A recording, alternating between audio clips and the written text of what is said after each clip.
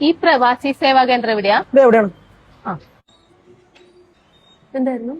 പ്രവാസി പെൻഷനെ കുറിച്ച് അവിടെ ചോദിച്ചു.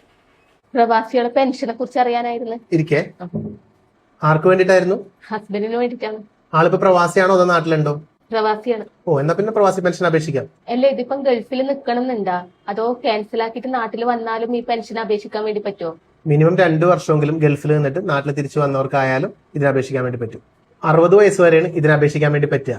മിനിമം 5 വർഷമെങ്കിലും അടച്ചിരിക്കണം.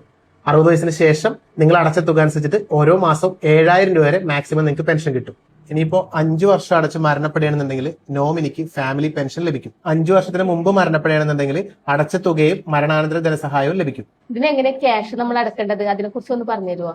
മാസം 350 രൂപ വെച്ച് അടച്ചാൽ മതി. നിങ്ങൾക്ക് വേണമെങ്കിൽ 3 മാസത്തെയോ 6 മാസത്തെയോ 1 വർഷമോ ഒക്കെ മുൻകൂട്ടി അടക്കാൻ വേണ്ടിയും പറ്റും. ഈ പ്രവാസി പെൻഷൻ എടുക്കുമ്പോൾ നമുക്ക് വേറെ എന്തെല്ലാം ആനുകൂല്യങ്ങളാ കിട്ടുക? പെൺകുട്ടികൾ ഉണ്ടെങ്കിൽ അവരുടെ വിവാഹത്തിനുള്ള ധനസഹായം കിട്ടും. അതുപോലെ തന്നെ ഈ പെൻഷൻ അടച്ചുകൊണ്ടിരിക്കുന്ന സമയത്ത് എന്തെങ്കിലും ട്രീറ്റ്മെന്റുകൾ ആവശ്യം വന്നിട്ടുണ്ടെങ്കിൽ അതിനുള്ള ധനസഹായം കിട്ടും. ഈ പ്രവാസി പെൻഷൻ അപേക്ഷിക്കാൻ വേണ്ടിയിട്ട് ഹസ്ബൻഡ് അപ്പൊ നാട്ടിലേക്ക് വരണമെന്നുണ്ടോ? നാട്ടിലേക്ക് വരണമെന്ന് യാതൊരു നിർബന്ധമില്ല. ഡോക്യുമെന്റ്സ് വേണ്ടത് ഞങ്ങൾക്ക് അയച്ചു തന്നിട്ടുണ്ടെങ്കിൽ ഇവിടെ നിന്ന് തന്നെ നമുക്ക് ചെയ്യാൻ വേണ്ടി പറ്റും. ഇത് കൂടാതെ കേരളത്തിന്, നമ്മുടെ മലയാളികളായിട്ടുള്ളവർക്ക് കേരളത്തിന് പുറത്ത് ജോലി ചെയ്യുന്നവർക്കാണെങ്കിലും ഈ ഒരു പെൻഷൻ അപേക്ഷിക്കാൻ വേണ്ടി പറ്റും. മാം, പ്രവാസി പെൻഷൻ പോലെ തന്നെ ഇമ്പോർട്ടന്റ് ആയിട്ട് എടുത്തിരിക്കേണ്ട മറ്റൊരു സ്കീമാണ് Norka ID card. Norka ID കാർഡാ? അതെന്താ? നോർക്ക ID കാർഡ് എന്ന് വെച്ചാൽ ഇപ്പം പ്രവാസികൾക്ക് വിദേശത്ത് നിന്ന് എന്തെങ്കിലും ക്രൈസിസും കാര്യങ്ങളൊക്കെ ഉണ്ടായാലും പെട്ടെന്ന് ഇന്ത്യൻ എംബസിനെ കോൺടാക്ട് ചെയ്ത് നാട്ടിൽ വരാം. അതുപോലെ അവർക്ക് അവിടെ നിന്ന് എന്തെങ്കിലും അപകടങ്ങളും വല്ലതും പറ്റിയാല് നാട്ടില് നോമിനായിട്ട് അവർ ആരാണോ വെക്കുന്നത് അവർക്കൊരു എമൗണ്ട് ഗവൺമെന്റിന്റെ സൈഡിൽ നിന്ന് കൊടുക്കും. പിന്നെ ക്യാൻസലേഷനായി നാട്ടിൽ വരൂലേ, ആ ടൈമിൽ അവർക്ക് ഈടില്ലാണ്ട് 10 ലക്ഷം വരെ ലോൺ പ്രൊവൈഡ് ചെയ്യുന്നുണ്ട്.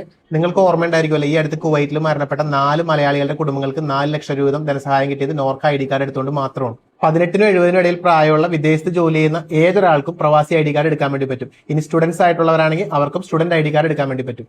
പ്രവാസി പെൻഷനും നോർക്ക ID കാർഡും പോലെ തന്നെ പ്രവാസികൾ ഇമ്പോർട്ടന്റ് ആയിട്ട് എടുത്തിരിക്കേണ്ട വേറൊരു സ്കീമാണ് പ്രവാസി രക്ഷാ ഇൻഷുറൻസ്. ഈ 3 കാര്യങ്ങളും പ്രവാസികൾ നിർബന്ധമായി എടുത്തിരിക്കണം. ഈ പ്രവാസി ഇൻഷുറൻസ് എടുക്കുന്നതുകൊണ്ട് ക്യാൻസർ, സ്ട്രോക്ക്, കിഡ്നി ഫെയിലർ ഉൾപ്പെടെ 13ഓളം അസുഖങ്ങൾക്ക് ഇൻഷുറൻസ് പരിരക്ഷ ലഭിക്കും. പ്രവാസി പെൻഷൻ, നോർക്ക ID കാർഡ്, അതുപോലെ തന്നെ പ്രവാസി ഇൻഷുറൻസ്, ഈ 3 കാര്യങ്ങളും ഓരോ പ്രവാസികളും തീർച്ചയായിട്ടും എടുത്തിരിക്കണം. നിങ്ങൾക്ക് ലോകത്ത് എവിടെ ഇരുന്നുകൊണ്ടും ഈ കാര്യങ്ങളൊക്കെ എടുക്കാൻ വേണ്ടി പറ്റും. ഞാൻ ഇവരുടെ കോൺടാക്ട് നമ്പറോട് കൊടുത്തേക്കാം. ഇവർ ഓൺലൈൻ വഴി ചെയ്തു തരും. ഇവർക്ക് ആവശ്യമുള്ള ഡോക്യുമെന്റ് നിങ്ങൾ അയച്ചു കൊടുത്താൽ മാത്രം മതി. അതുപോലെ തന്നെ എയർ ടിക്കറ്റ്, ബസ് ടിക്കറ്റ്, അങ്ങനെ എന്ന് വേണ്ട എല്ലാ കാര്യങ്ങളും ഇവർ ഇവിടെ നിന്ന് ചെയ്യുന്നുണ്ട്. ഇനി നിങ്ങൾക്ക് passport, pan card, voter ID card, അങ്ങനെയുള്ള എല്ലാ സേവനങ്ങൾക്കും ഇവരെ കോൺടാക്ട് ചെയ്യുക. കോൺടാക്ട് നമ്പർ ഞാനിവിടെ കൊടുത്തേക്കാം. അതുപോലെ തന്നെ ഇത് വരുന്നത് നമ്മുടെ കണ്ണൂർ ജില്ലയിൽ ചിറക്കൽ പുതിയ തെരുവിലാണ് കേട്ടോ. അപ്പൊ മറക്കണ്ട, എല്ലാ പ്രവാസികളും തീർച്ചയായിട്ടും ഇത് പ്രയോജനപ്പെടുത്തുക. അത് കൂടാതെ തന്നെ അറിയാത്തവർക്ക് വേണ്ടിയിട്ട് ഈ വീഡിയോ ഒന്ന് മാക്സിമം ഷെയർ ചെയ്ത് കൊടുക്കുക. നിങ്ങളുടെ ഫാമിലിയിൽ ആർക്കെങ്കിലും ഒക്കെ ഇത് ഉപകാരപ്പെടും.